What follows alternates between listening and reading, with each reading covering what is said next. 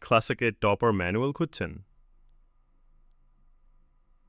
Excel জানলে topper বের করা একদম সহজ।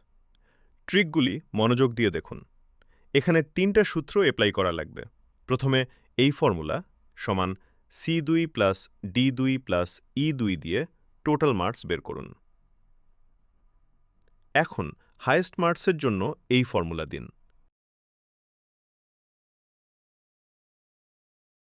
সবশেষে টপারের নাম আনতে এই ফর্মুলা এপ্লাই করুন।